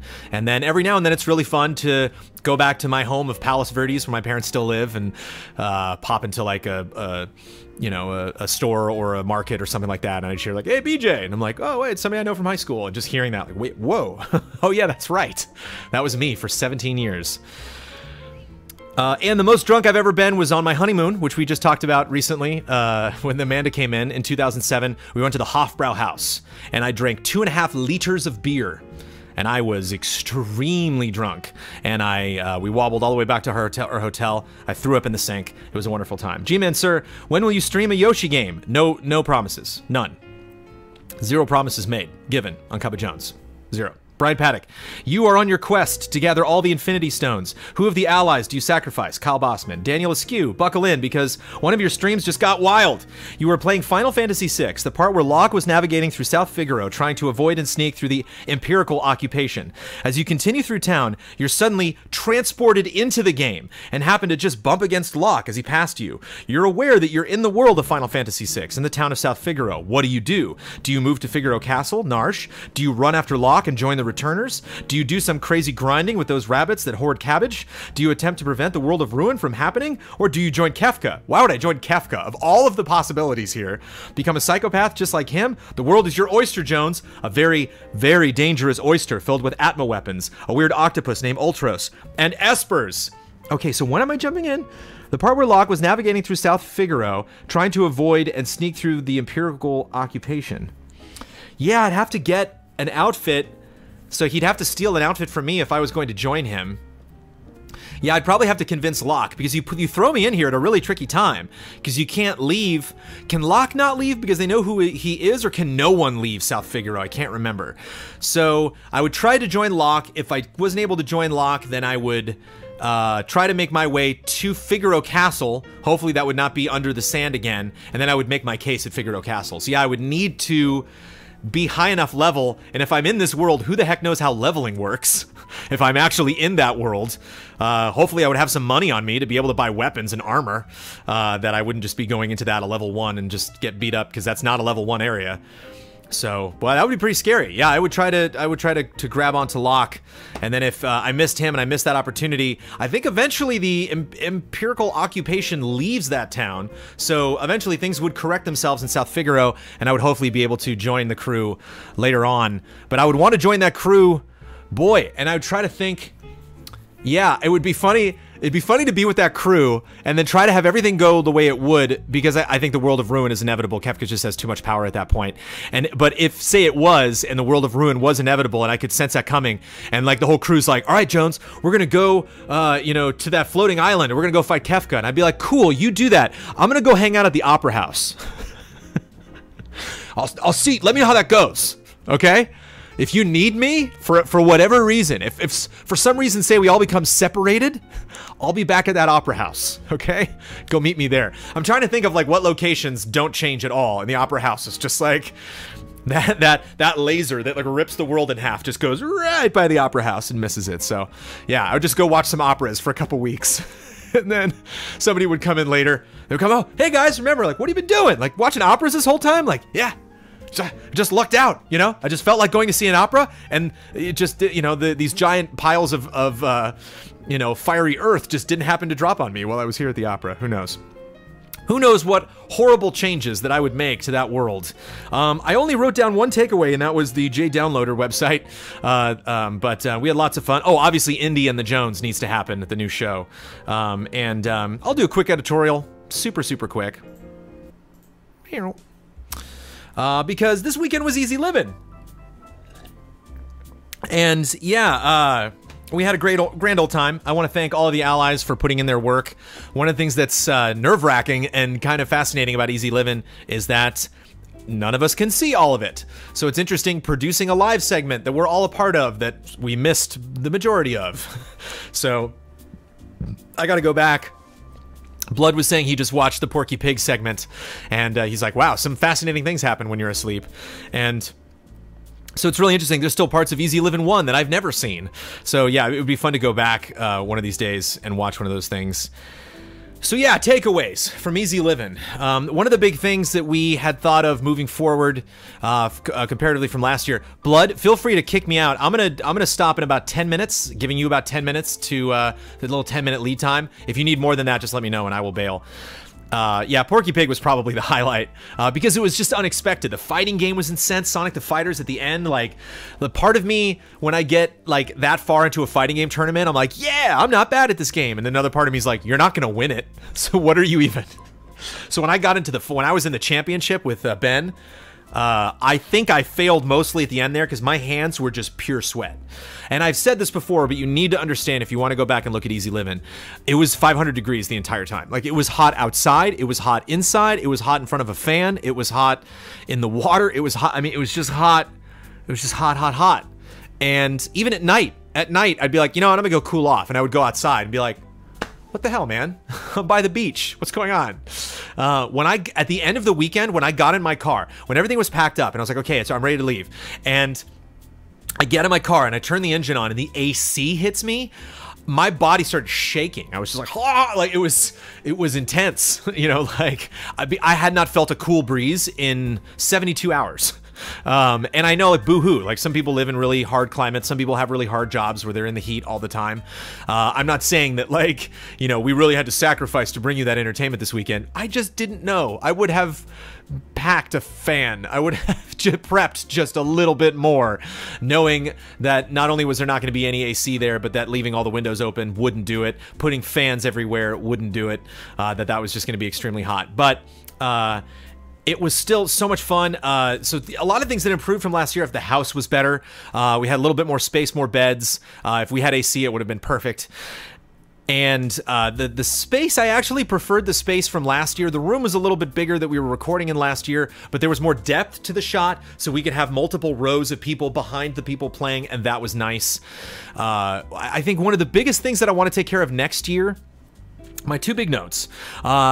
We put up, it looked like we were in like a pillow fort because we put up a blanket to block the window in the back. Now that we've done 2 Easy Livings, we should know that that's going to happen, and we need to have some kind of like a step and repeat. It'd be fun to actually have like a sheet that says Easy Living on it, or has like our pattern or our background Easy Allies logo or something, and have that on real simple stands that we can put bags on that'll sit behind the couch or behind furniture, block the windows so that we don't get glare on the television. And you know, when people tune in and it's just us on cam, they can be like, what's this? Oh, it's Easy Living apparently, and they can see that in the background. You love the blanket fort. Well, the blanket fort's always there for you. That's the great thing about these live events. They're there. We couldn't change them if we wanted to now. So anytime you want to go back and watch Easy Living, it's there. You can watch the full thing on Easy Allies Plays, or you can watch highlights, or you can, you know, again, check it out on Twitch.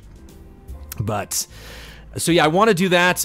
We had the beach cam, which was awesome. We had a bunch of different cameras. That was really fun. It was fun doing close-ups on Damiani when he was doing the like button pressing for the torture sequence in Metal Gear Solid. It was fun, like, you know, moving the cameras, going to a different camera angle, moving one camera to fit a specific spot, then going to that other camera. Our graphics this year I thought were incredible.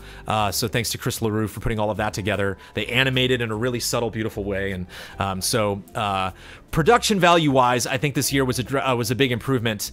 The thing that I didn't like about Beach Cam, though, and I was just so tired throughout the whole thing, I didn't want to fix it after the fact, but we had a ticker on when we were streaming where you could see our latest pledges and stuff like that. That ticker should have been over the Beach Cam as well. The Beach Cam was just a beach shot. So if you just happened to jump onto twitch.tv/EasyAllies during Beach Cam, you'd be extremely confused. You'd be like, what am I looking at right now? I'm looking at a beach, but I'm hearing people putz around and plug in consoles. What's going on?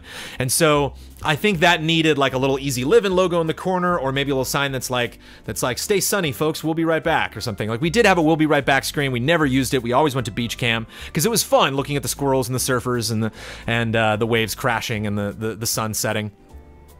It was fun going to the beach cam when it was just completely pitch black. It was fun seeing the sun come up. And so I like that idea of being close enough to the beach that you can see, or close enough to an environment. If, say, we have Freezy living or whatever we do, like a get up the mountains or get out in the desert somewhere. If we change the aesthetic of easy living, it'd be great to have a camera that captures the natural part of wherever we're at, or some kind of fun view from one of our windows.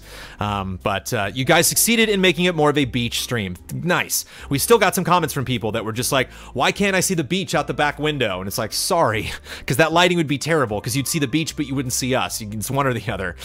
We did have some times when we were playing the game and out of the corner we had the camera far enough to the right where you can see the beach a little bit. But I thought we did a good job not only in showing that, but picking a house that was on the beach instead of close to the beach. And so I was very happy about how that came together. I think we can do better with preparation. I think we can do better with our specific schedules. A lot of people complain also because they want certain types of games to be, what, you're not going to play this game? And you'd be surprised how quickly that schedule wrapped up. You know, a lot of us had fun ideas. I don't know if I'm curious on your take on Grand Theft Auto Online. Like, it's fun to bring that every year. It was fun to play that last year and fun to play that again this year. Last year I had Kyle Bossman with me, and this year I had Brad Ellis with me, like giving me suggestions and telling me stuff to do.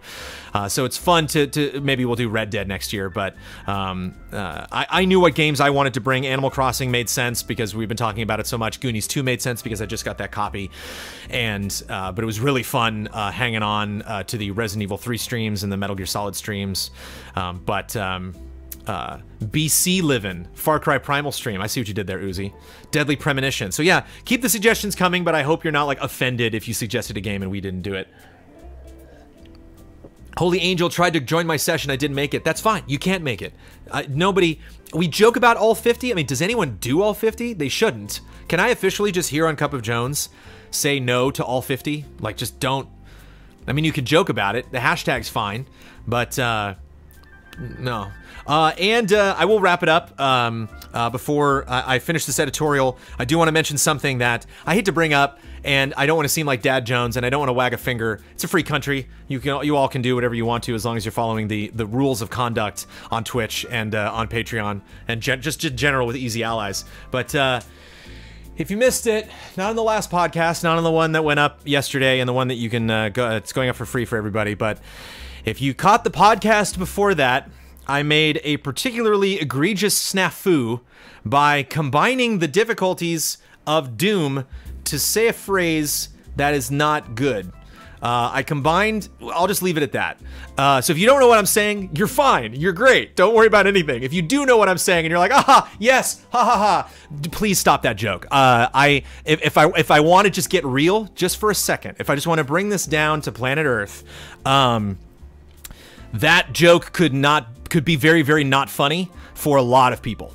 I've seen a lot of people, I haven't gotten messaged by anybody, I don't see any fires going off in our community, but I've just seen a lot of people on Twitch that are like, haha, I'm ready for that not to be around anymore. So it's tricky because what I did, the little goof that I did is funny. Me saying that's funny. Like, we talk a lot, I talk a lot on Cup of Jones, I talk a lot on our podcast, I talk a lot in our group stream, I talk a lot on promos and specials and stuff that we do. We talk a lot on camera, whether it's live or recorded. And sometimes we try to say something and it comes out bad, and that is funny. That should be celebrated, the funniness of that. If you want to highlight that moment and say how much I goofed in that moment, that is fine. But moving on from that, evolving, there's really nowhere to go because just every time it pops up, I just think like there's got to be somebody dealing with some probably very personal stuff right now that doesn't need that.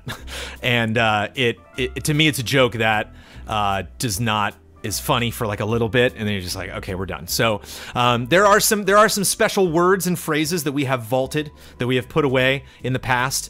We obviously have terms of conduct, and we have ways that we hope everybody is civil and nice to each other in the future. This is just my personal plea, just from me, Brandon Jones. Knock it off if you can. Tone it back. If you get the impulse, oh, I want to say it. Just think, if you end up, I have to. It's like, okay, fine, I get it. But if you're able to hold back and you can, for me, for Jonesy, I would appreciate it, because I want to be as considerate as possible to all sorts of people in our community. And it's not fun potentially to joke about things that are not funny at all and involve people being hurt. You know, it's not cool hurting people. It's not cool when people are hurt. And I don't want to seem like that's something that we condone or that's something that we give a pass. We don't. And so we sometimes we can't be in control of our own memes, and that's life. But I just figured I would put my own little personal sentiment out there, my own personal plea from Jonesy on Cup of Jones, if you can. But a wonderful episode, a wonderfully short episode of Cup of Jones. 1 hour and 51 minutes. There we are. And lots of love to so many people. Lots of love to our mods again for easy living. That couldn't have been easy. Maybe it looked easy what we were doing. That could not have been easy to be a mod during all that crazy time. Thank you to everybody that was watching. Thank you to people that have given us a lot of good feedback on our new goals. We will have more information about that. Ian is off to the races with this game show, man. I mean, he is just, we got like diagrams of set pieces and you know, different charts of just how rules are going to go, and ideas are flying back and forth. So we're very excited to produce that stuff. Again, you'll have more information as we get closer to that goal for each goal. But we're back above 50K. Thank you very much. We have new patrons. We are at an all-time high patron number. But again, I know that there are some people that are upping their pledges. I don't know if everyone is in a comfortable position to do that. And so I don't want to strain anybody. I obviously want you to support Easy Allies at the level you feel comfortable supporting us. At the same time, very exciting time for Easy Allies. So I greatly appreciate everybody trying to help us stay the course, bring that train into the station, which is a new studio, and make that a reality. And folks, I'm having a phone call at 3 p.m. today with our real estate guy, and I'm gonna definitely go to some locations next week. And Ian is hungry to go to a lot of places, so I'm gonna send Ian to a bunch of spots next week. And oh boy, very exciting. So what a week. Gamescom, Easy Living, Cup of Jones on a Thursday. It's all happening, everybody. Thanks for watching. Thank you for being good to each other. Love and respect, and cheers.